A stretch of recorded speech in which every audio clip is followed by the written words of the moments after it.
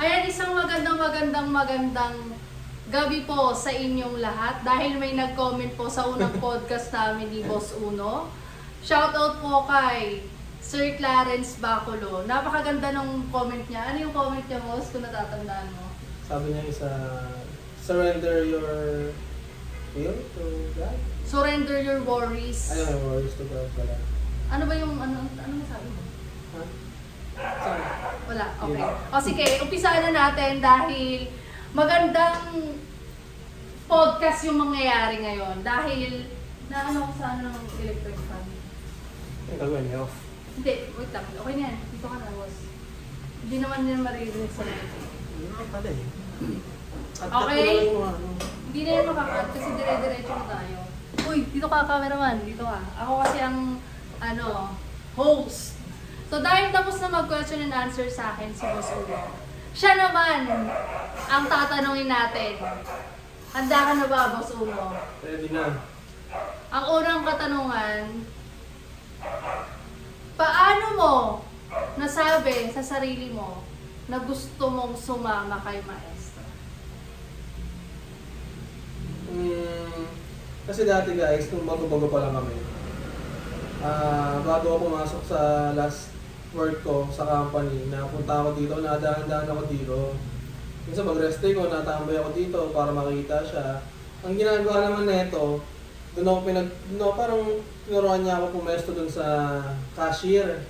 So, parang nakita ko yung lifestyle niya, tsaka yung sa lifestyle ko noon.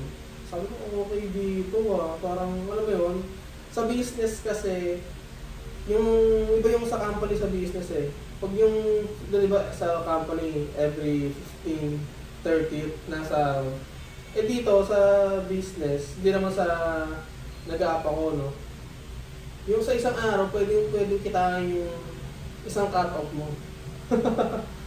Ayun, tas parang, kaya nagustuhan ko rin sumama kasi parang adventurous kasi pag sa labas, unlike pag sa company ka lang, madami mo pwedeng magawa.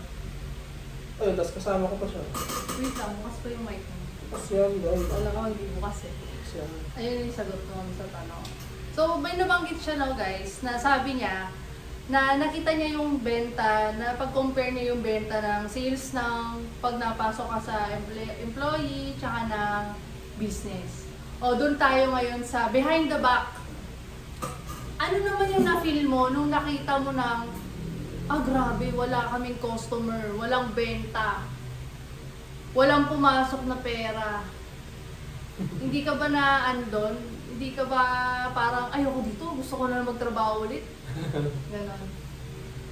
Well, set aside, meron talagang feeling na parang, syempre, walang naging client eh. Walang naging client, miski isa. No? Though, nung during that time, marami pa rin kami nagawa. Naging productive pa rin yung buong magdamag namin kahit walang mga clients. Ano yun? Nasasaya na lang din yun eh, kung magbumugmuk ka. Kung hihindayin mo, wala talagang mangyayari sa'yo. Tatala na lang, maging busy ka na lang sa mga other things na gusto mong gawin. Yan, like, lambingin ko siya, patago. Ayan. Ayun. So, nabanggit niya na instead of magmukmok, gumawa ng something productive pa rin. Oo, nangyayari talaga yun, guys. Hindi naman always. Kasi sinabi ko sa kanya talaga eh. Sabi ko, sigurado ka ba? Willing ka ba? Pang sa hirap at ginhawa ka ba? Kasi ako, pinili ko talaga to kahit mahirap, kahit maganda, masarap, or what. Siyempre, ganoon eh. So since nakita niya yung mga patamaan dito, ano naman ang masasabi mo sa mga na-encounter mo na mga customer na nagre-reklamo sila kay Maestra? Anong masasabi mo kung paano, anong nakita mo kay Maestra kung paano niya hinahandle yung mga ganong situation? Sige nga, sagutin mo nga yun. Ako nung unang encounter ko nandito, syempre ako, di ko alam, parang first time ko lang kasi yung lagay eh. Ay hindi naman, sa company may mga times din na gano'n na parang, ba't ganito yung ginawa mo, ganyan. Dito, iba yung, lalo pagka yung ang client na nakausap ko is talagang ano, ready to war. Parang gano'n. At yung ginawa ko, pinuntahan ko si Maestra sa likod, guys. Sabi ko, babe, may client na dumating, ganyan, may nagreklamo about sa buhok. Nung si Maestra na yung napag-usap, guys, kalmado lang sa mga pag-usap, tapos in a good way pa rin, good vibes lang. Hindi pa rin, gano'n. Hello po, ma'am. Ano po nangyari? Gusto ko, pasok po kayo para maayos po natin yung buhok nyo. Tapos minsan, hindi pala minsan, lately, pagka mga gano'n, mga back jobs na, hindi na namin sinisingit. Kumbaga parang pang luwag-loob na yung sa kanila eh. Detect ka na namin na yung sinabi niya mali namin. Case to case din naman. Kasi may moment na parehas may mali. Yung client, tsaka si Maestra. So, eto, next question. Bilang isang salon owner ka na rin, syempre. Pero hindi pa totally eh. Kasi ako talaga nakakaalam ng operations eh. Sumusuporta ka lang kay Jose Maestra. Bilang isang entrepreneur na, paano mo i-handle ang sarili mo kahit wasak ka na sa loob sa sobrang daming pressure? Sabay-sabay yun. Paano mo siya i-handle? Siguro ako, pag dumating na ako sa point ng gano'n, siguro hihinga muna ako ng malalim, tapos baka, ako kasi guys, pagka meron akong nararamdaman na something parang pressure or what, ang ginagawa ko, parang gusto ko muna mapag-isa, gusto ko makapag-isip-isip, mga bagay-bagay para mga inas-masal, or papunta ako sa gym, mag-workout ako. Kasi pag nasa gym ka, hindi lang basta gains yung habol mo dun eh. Parang, para sa akin, therapy na yun eh. Therapy yun guys, tapos ayun, pagka yung mga ganong cases, basta yung hindi ako na nagiging idle, basta gusto ko may ginagawa ako para hindi ako na-focus sa pressure.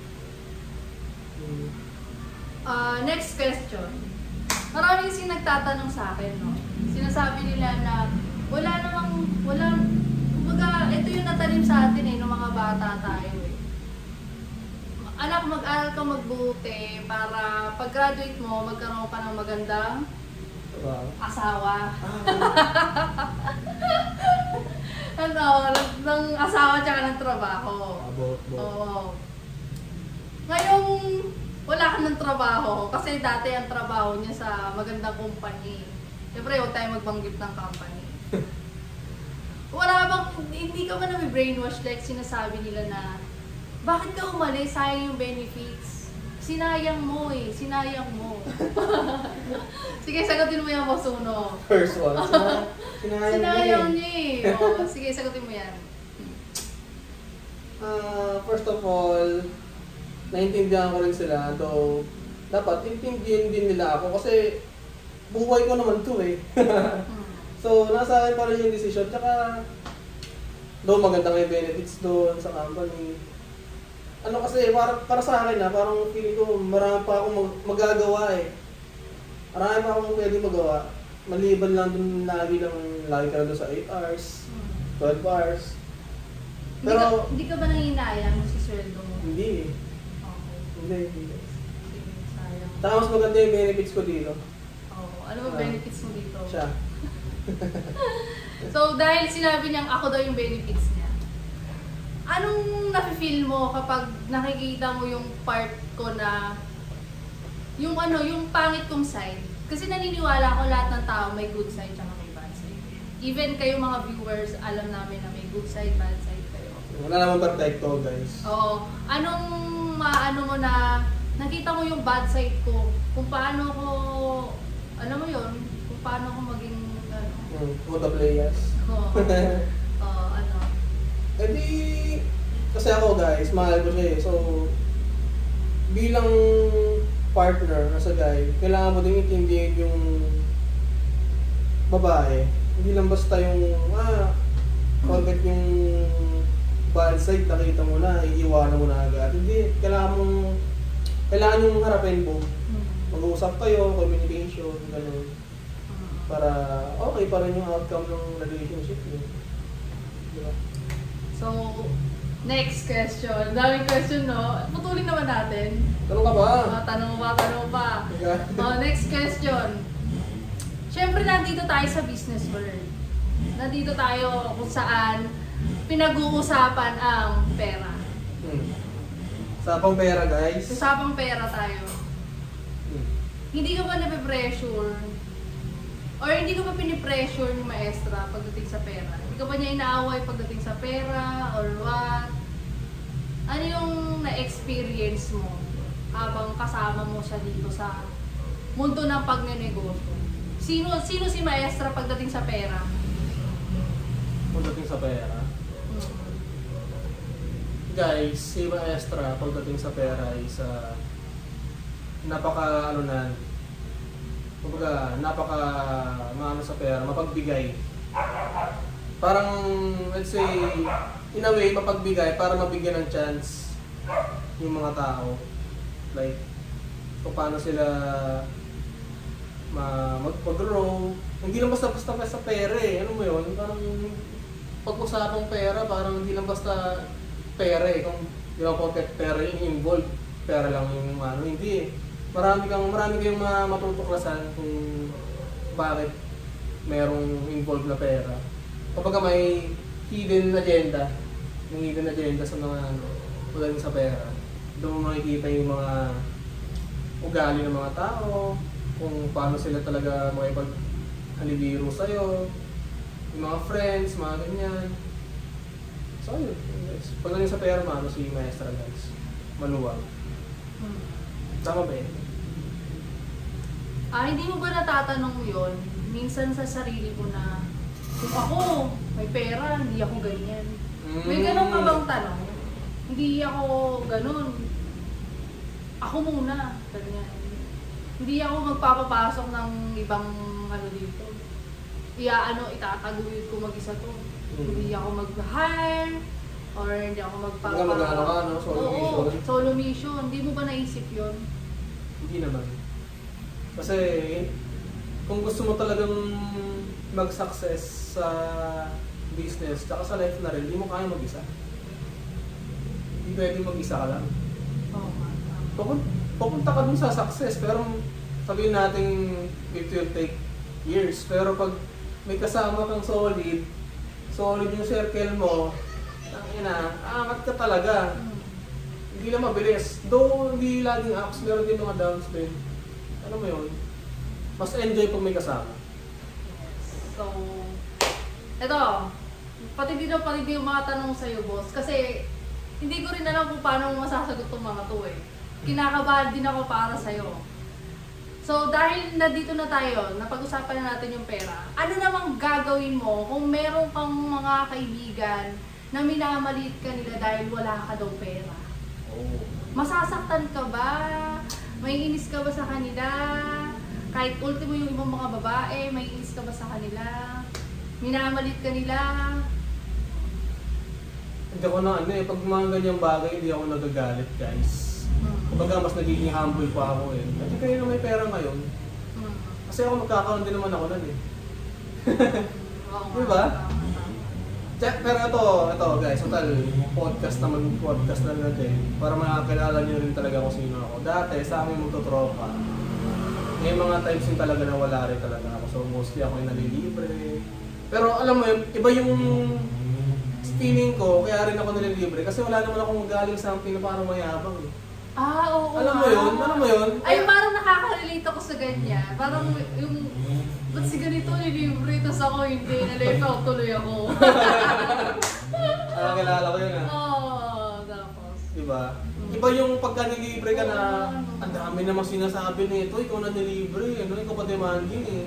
Ang sarap po kasi ilibre. Oo. Oo, totoo kasi grateful siya. Tsaka magaan siyang kasama. Tsaka pag meron din naman ako din naman yung nalilibre. Oo nga din, pansin ko, natandaan ko nung time na pumunta tayo ng Cavite, unang gala natin. Baga-baga po kami nun, guys. Una, sabi niya, parang sabi mo nung una, wala ka lang pera. Meron, pero Pero sakto lang, gano'n. Tapos, naisip ko, sige challenge ko to. Kasi may extra naman ako eh. So challenge ko to, kapag hindi siya sumama, ibig sabihin, hindi siya gumagawa ng paraan para makasama ako. So that time na yun, alam ko naman na sakto lang yung dala niya din talaga. So ako na nag-insist na, hindi, wag na ako nang muna mag-ano. Kasi the next day, doon naman siya bumabawi. So doon ko siya na-test na, okay tong taong to kasi sa ganitong halaga, ano siya, hindi siya like parang scarcity mindset na, ay wala akong ano, parang naghanap siya ng paraan para lang makasama ako.